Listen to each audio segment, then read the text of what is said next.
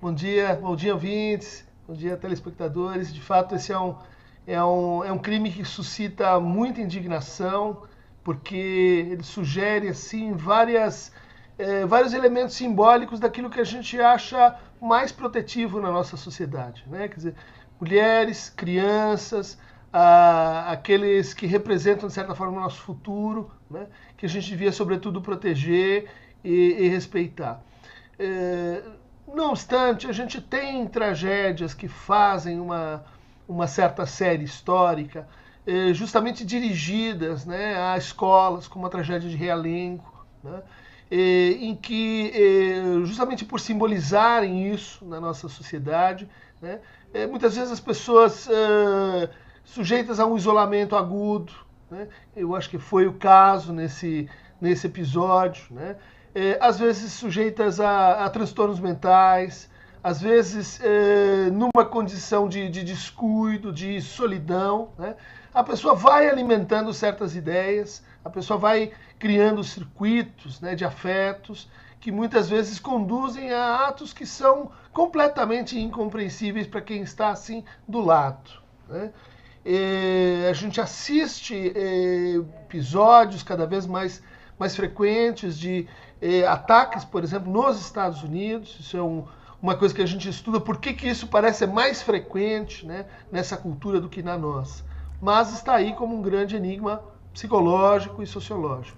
Agora, doutor, a gente tem que pensar como prevenir, né? O senhor estava falando aí, as pessoas vão criando esses sentimentos, essas dores que vão crescendo e ideias, né, que vão tomando a cabeça.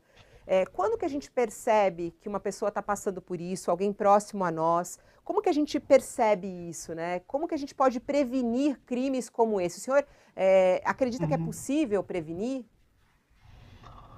Olha, é uma prevenção bastante difícil, né? Principalmente porque exigiria um sistema de atenção à saúde mental muito mais desenvolvido do que a gente tem hoje, né?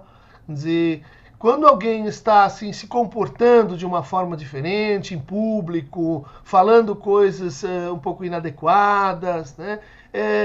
A gente tem uma mobilização para escutar, para acolher, para às vezes encaminhar para um tratamento. Mas aquela pessoa que se recolhe, né, que passa a viver sozinha, que não causa encrenca nenhuma para os outros, que tá ali fechada no seu quarto, ela muitas vezes está se criando uma situação de periculosidade, está se criando uma situação adversa do ponto de vista de saúde mental, mas do ponto de vista do funcionamento social está tudo bem, ela não está atrapalhando ninguém, ela não está se manifestando, né? Então teríamos que ter assim uma atenção redobrada, né, para evitar dentro da nossa família, da nossa comunidade, né? Esse é um tratamento que acontece em rede e ele é subclínico. Ele é antes de aparecer um sintoma, antes de aparecer um gesto como esse, né? Ele diz respeito a como nós estamos nos cuidando no dia a dia e em comunidade, né? Então, esta figura de alguém que se isola completamente, que fica à parte, que não conversa com os outros, por que ela não é detectada como um problema? Por que ela não é percebida como, gente, vamos ver o que está acontecendo, será que a gente pode apoiar, escutar, se aproximar dessa pessoa? Porque nossa cultura, ela reage mal quando alguém diz assim, sai de perto, não preciso de você, não quero conversar com você, né? Em geral, isso nas escolas, nas empresas, em geral a atitude do outro lado é, tá bom, se você não quer conversar, então fica aí você sozinho, como se a solidão não fosse um potencial problema. Nem sempre é, mas às vezes solidão é sinônimo de isolamento, solidão é sinônimo de estou me sentindo assim, afastado dos outros, punido pelos outros. Às vezes é, como saber sem falar, né? O doutor Dunker, a gente está falando aí sobre como prevenir e perceber, né? Agora eu queria falar também sobre o outro lado, né? Eu como mãe, vendo até o que aconteceu, é muito triste, né? Como viver esse luto, como não ficar absolutamente revoltado com o ser humano, desacreditado na vida, né? Quando a gente vê crimes como esse, quando a gente perde alguém tão querido.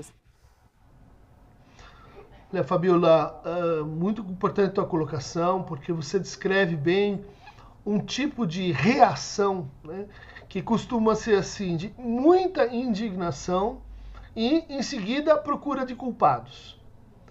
E depois que a gente acha os culpados, o que acontece? A gente esquece. Deixa aquela comunidade, deixa aquela cidade, deixa aquela família. Eu já achei quem são os culpados, né? Seja o próprio indivíduo, seja a família, seja a comunidade, seja quem a gente alocar essa culpa. Esse desejo tão rápido, tão veloz, né, que torna a indignação uma produtora de culpados, ela não ajuda no luto, né? Porque o luto, ele envolve, em algum momento, a gente se deparar, sim, com as causas, a gente se perguntar sobre as razões, mas a gente se deparar com a ausência de sentido. Tem coisas na experiência da gente que não tem sentido. A gente não gosta disso. A gente não está acostumado a lidar com isso. Inclusive porque tem discursos que querem dizer assim que tem coisas que não têm sentido, quando na verdade tem.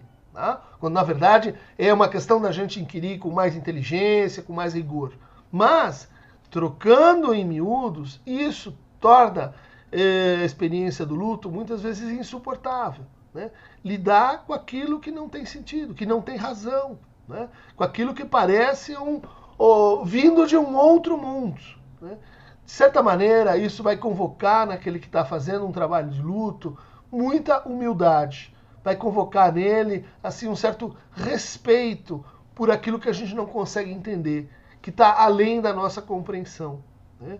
O luto envolve a gente admitir que houve uma perda, envolve a gente refazer historicamente essa perda, a gente conversar, a gente lembrar, né, de quem foram essas pessoas, como elas se relacionaram com a gente criar, às vezes, monumentos, marcos, né, que vão permitir a gente, no longo prazo, né, ir se separando daquela pessoa até que ela faz parte da gente.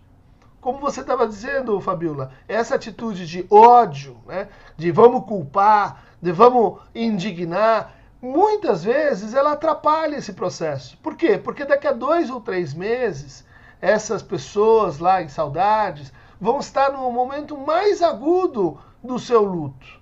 Quando tudo já passou na imprensa, não se fala mais disso, aqueles que estavam assim, muito compadecidos, já vão estar em outra matéria. Nesse momento é que eu gostaria de estar com eles. Nesse momento é que eu gostaria de ir lá e dizer, agora me conta. Agora, nesse momento que você pode lembrar, que você pode falar, inclusive com os afetos menos à flor da pele, para a gente fazer a história, incorporar, fazer homenagem dessas pessoas para poder ir em frente.